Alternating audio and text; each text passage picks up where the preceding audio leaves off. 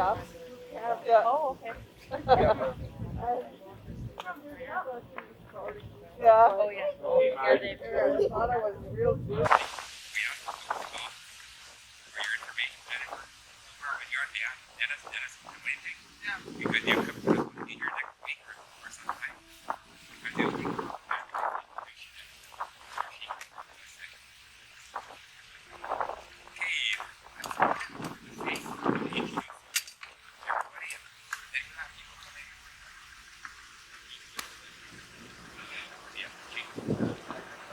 This is my mother, Maggie Flint.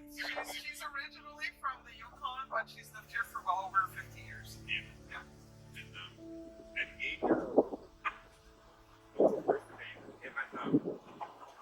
Stephen.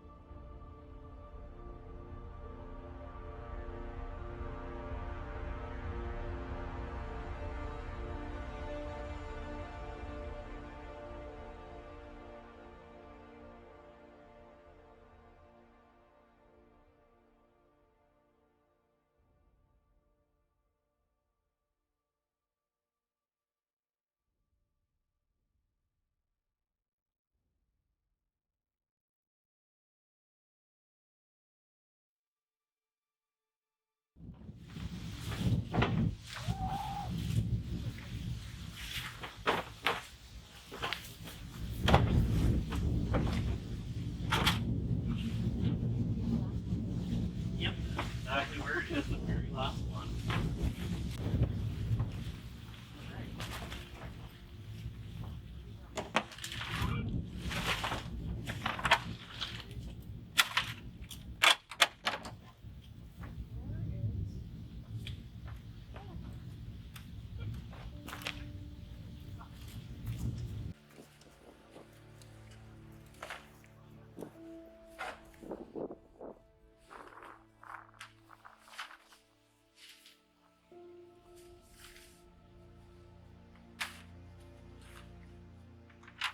And we're going to use the metal detector because GPR, the ground penetrating radar machine, will often hit on metal.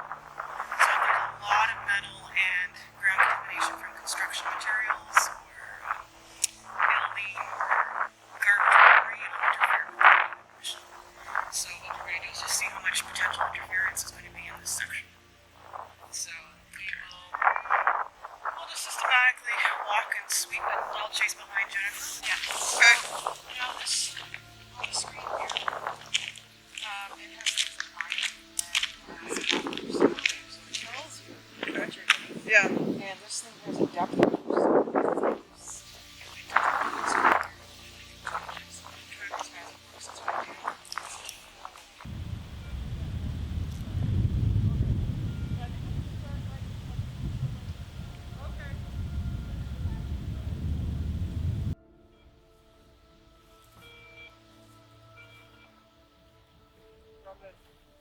because it's possible, like, if you have something this wide and your GPR across the low part, I mean, there's more spots to hit. When you have something that's tighter, you can, which is why they said, like, they want a grid, but that is important because you want to have a tight reading so you can see the original signal or patterns that can tell you if it gets smaller.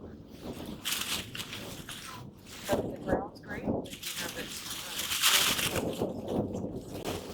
And what we'll do is we'll try to help them get started with their grid so that when they arrive, you can adjust it accordingly and they can just keep scanning. Because this is actually a big area. Well, we'll come by again in the morning. Our goal is not to. Okay.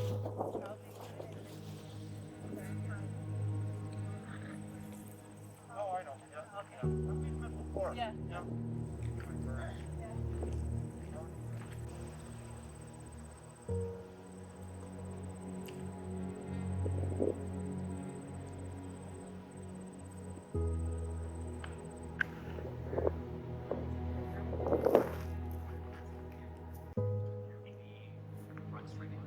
Yeah, okay, so that's what.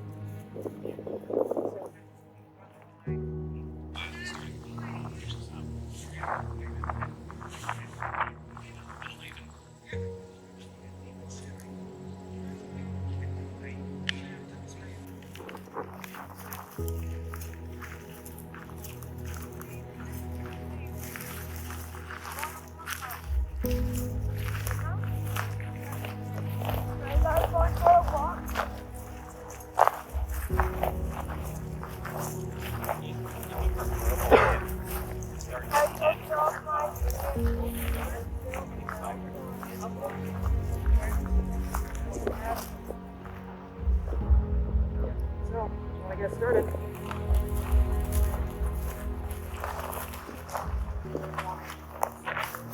They might.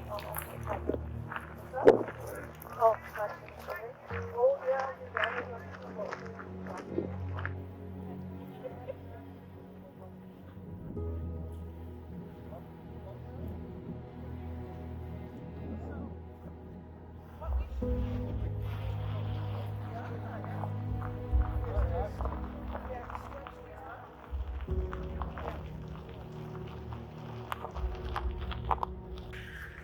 So this section over here is the school. Well, what they would like to do is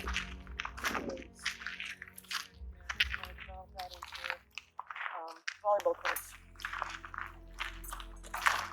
And that might even involve,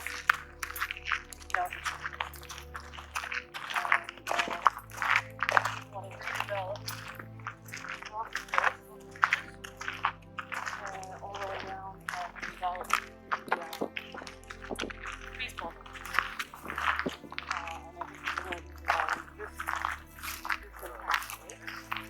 Of mine.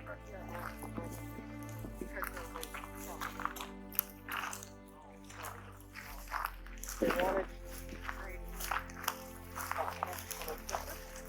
and then build a pad.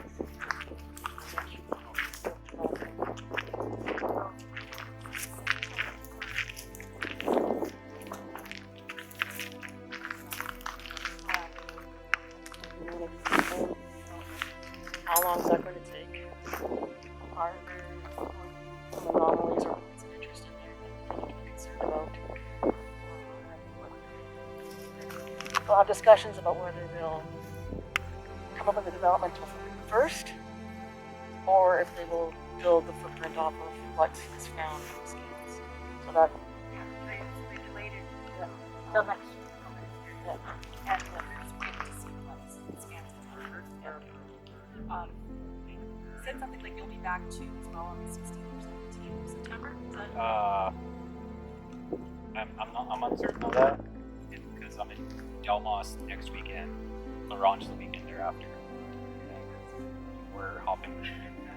Especially girls when they take soccer.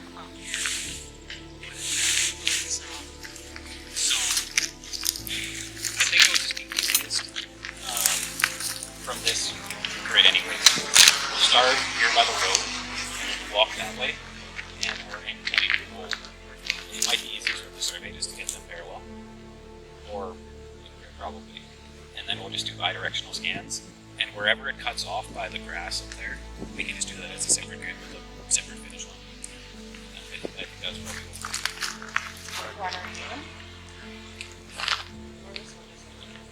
I was just going to pound in a survey point, let the RTK go for half an hour. Yeah, if you have an RTK, it's a lot more accurate. Well, like I was just wondering, if people are going to turn back, so we have a datum there. We're here today at Fisher Island, where the former residential school is situated, the McKay Residential School, where our families and loved ones attended school. I'm Lori Laughlin, I'm the land manager, and I think it's vitally important to record this as a part of our history, a part of Opaskwayak, and it's important for the families that attended school here. With that, I want to add that for me, as a kid, I'd come out and watch soccer tournaments here, and I remember seeing old structures, cement structures by the soccer field, and I always wondered what that was, what those were. And after going on this walkabout with these ladies here from the province, and meeting the Joe Partridge and his colleagues that did the ceremony before we started this, I did a walkabout and they explained where everything once sat. So you could see over here where the stakes are, that's where the residential school is situated, to my right. And just behind that, in the bush, is the old boiler room. And there's still remnants there. It's the old structure is in the ground, the cement structure, and you can see where they shoved the coal into the boiler room. And there's an old tractor, it looks like something that was used to make hay.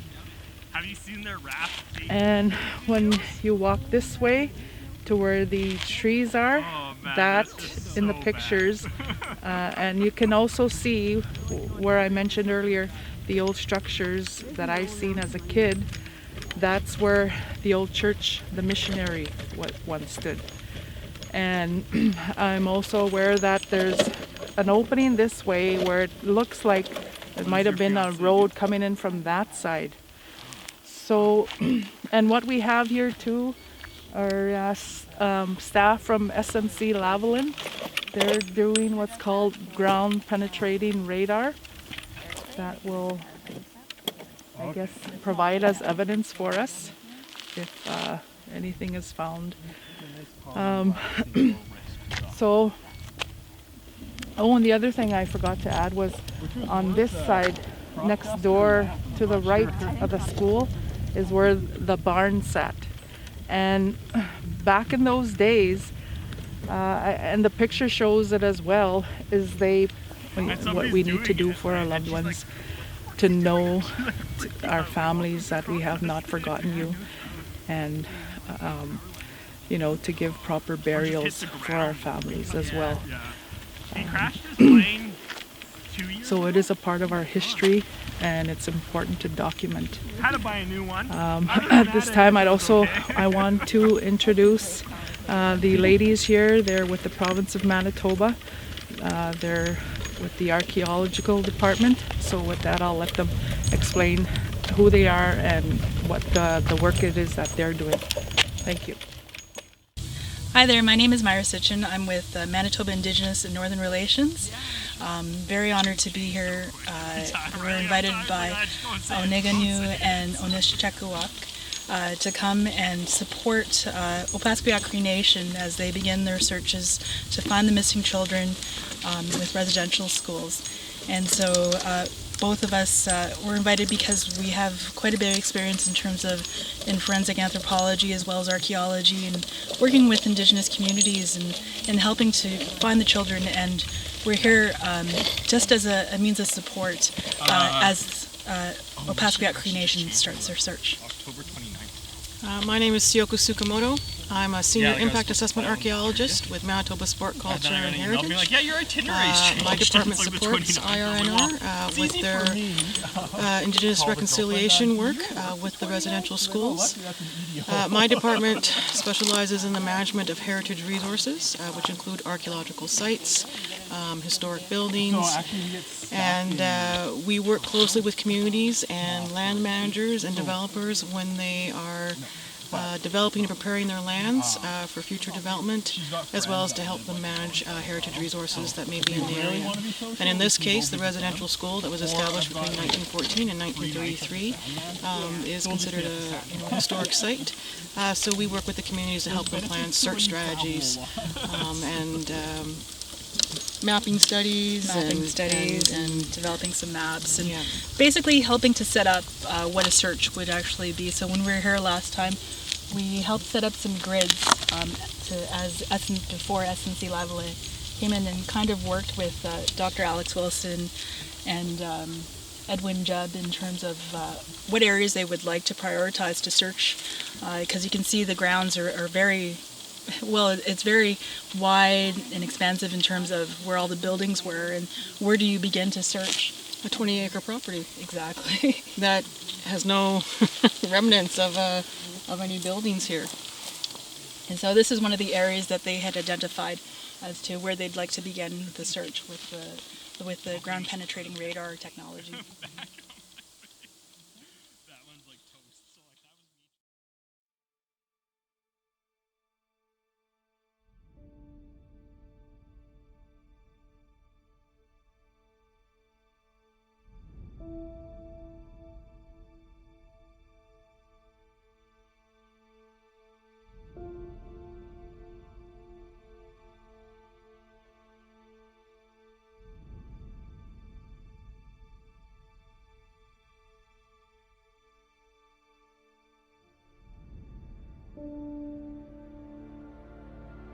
We're running out every time.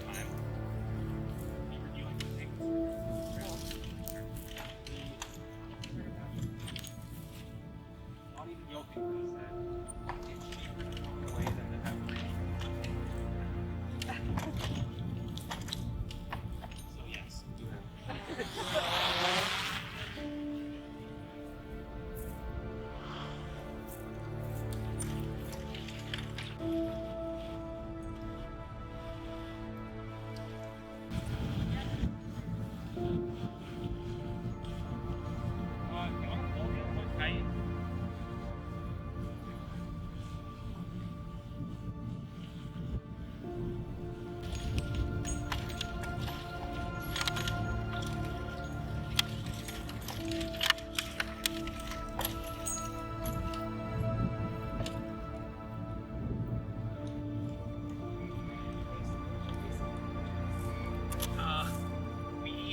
Because we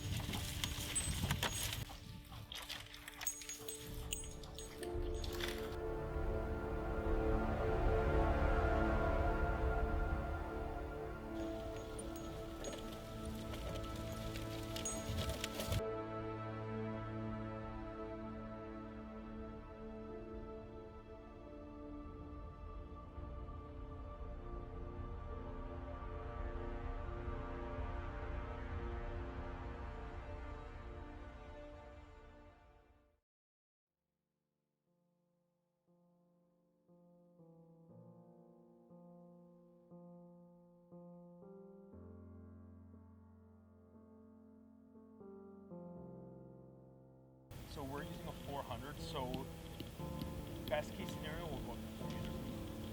So if you have a dry sand, you get down to 4 meters, so close. And then in your worst case scenario, so really wet clay, probably getting down to 2 meters.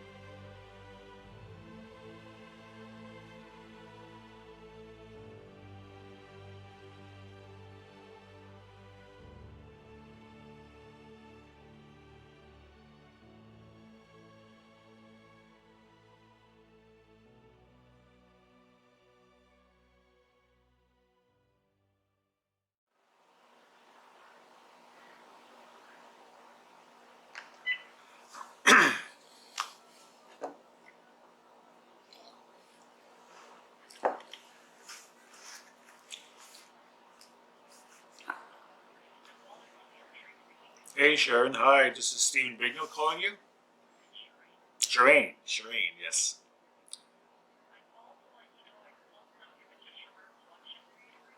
Okay. Sure thing, I'll be by there this afternoon after 1 or 2 o'clock. Okay. Mask, yeah.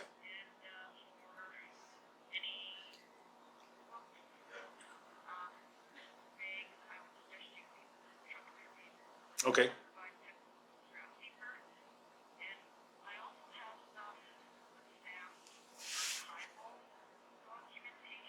Okay. Okay.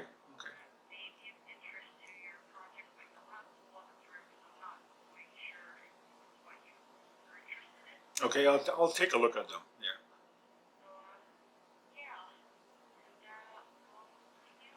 Yeah, this afternoon.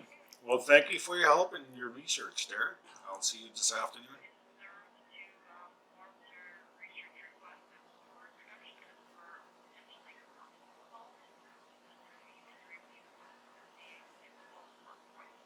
Okay, sure thing. Okay, see you then. Thanks. Bye. Well, she just mentioned that she found some archives footage, documents, and photos. So I look forward to seeing those this afternoon. So my search continues.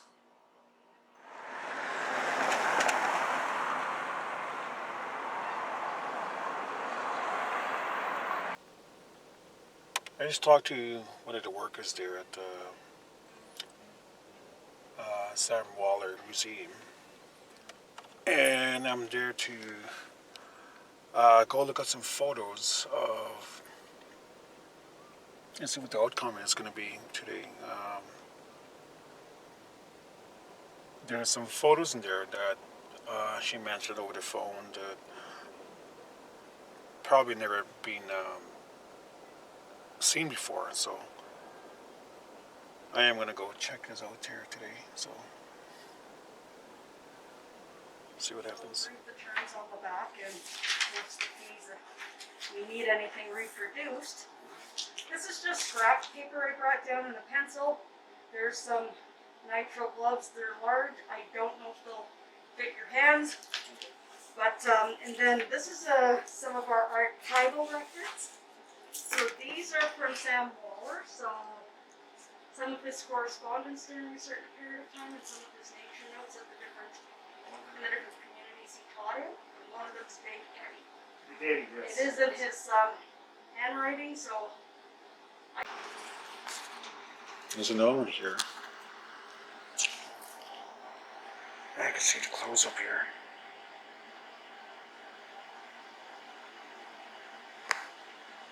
There's two young guys here, now they're probably elders now.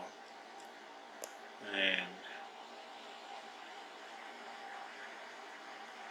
it's a mystery who are these people are.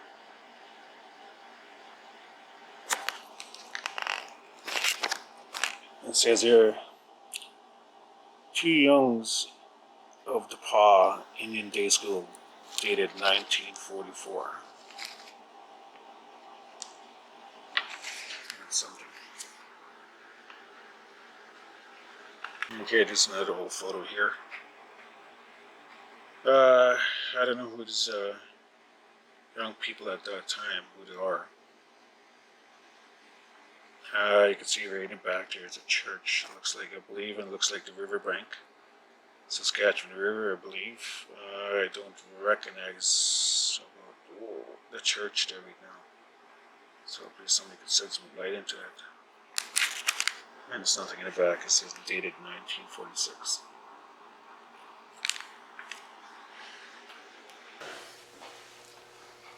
Okay, I'm back at the Sam Waller Museum, and I have a box here, and this is a box of archives, school records, I believe.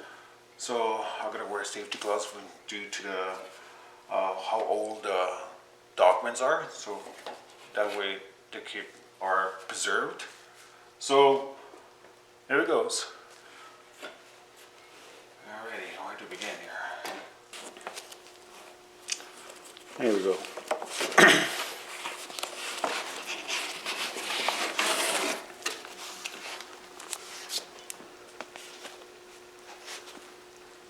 Alright, this is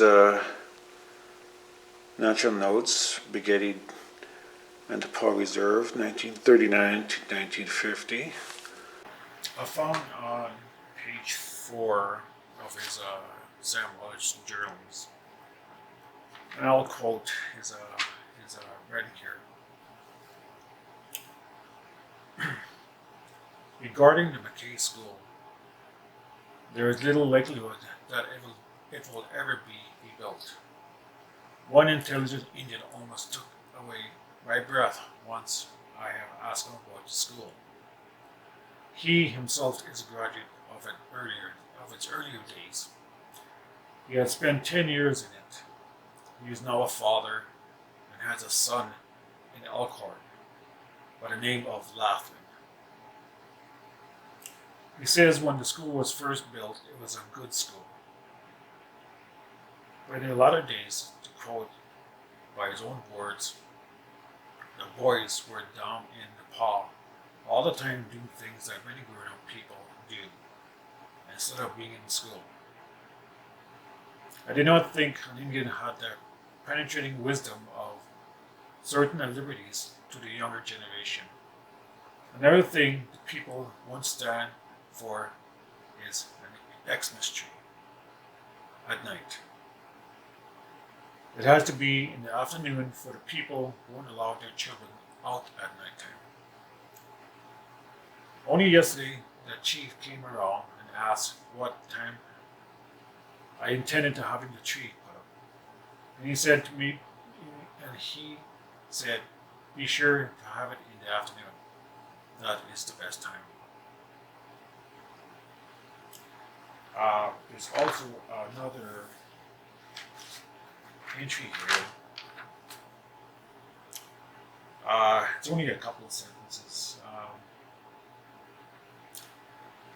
It says here in one sentence, one Indian here sent his boy to St. John's School at his expense. His name was Harry McGilvey. And that's another entry date for his in his journals right now. So I got a long list to go in these journals.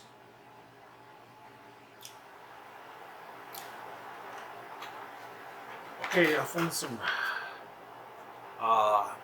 Sam Waller's journals. He talks about the paw, where it's situated at Fisher Island, 1939, I believe.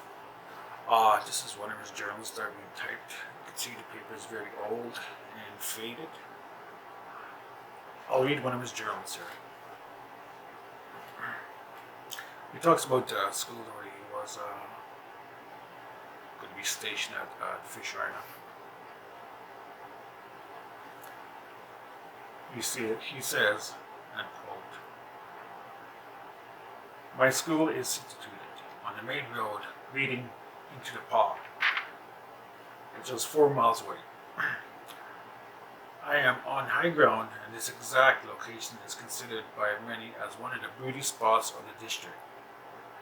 From my sitting room windows, I can see the broad expanse of the valley through which the mighty Saskatchewan flows.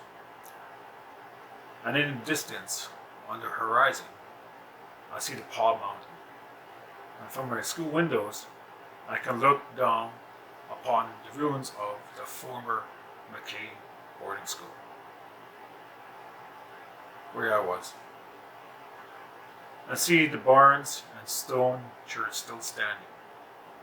So the church was still standing that time in 1939, I believe.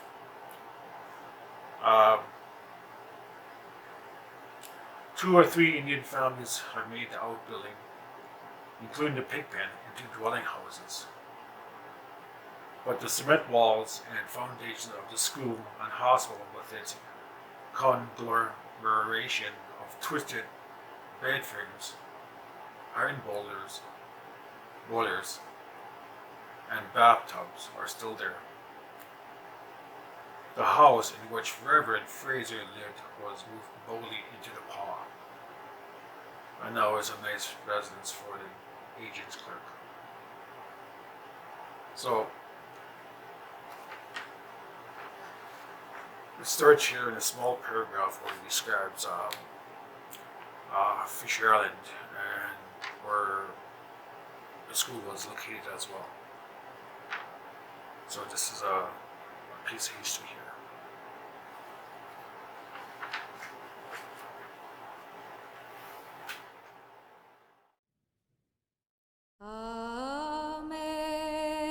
Amazing grace, how sweet the sound that saved a wretch like me. I once was lost, but now I'm found. Was blind, but now I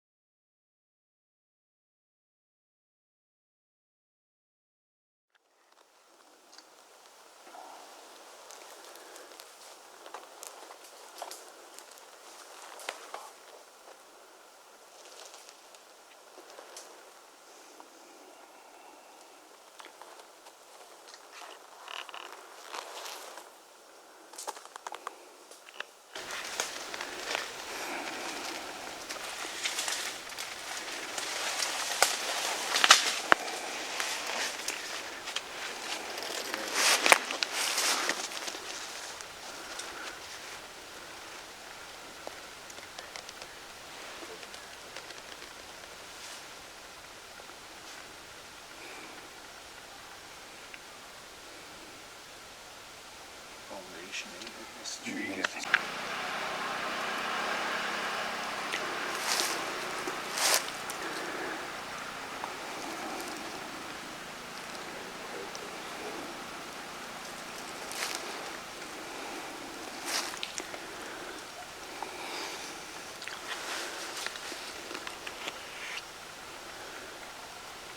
This thing has been here at least 100 years old. At least 100 years? About there, yeah, 100 years old.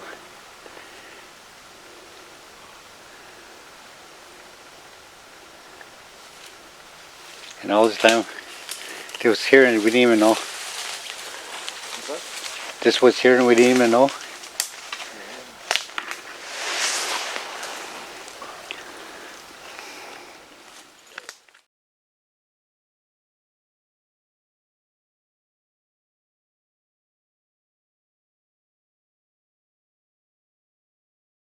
See, look at that. See the foundation? Mm-hmm. The foundation of a house. I didn't even know this was here.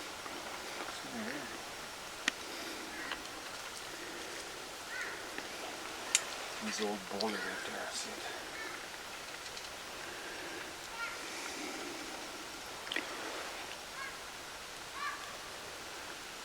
Wow. Discovered something new today. New.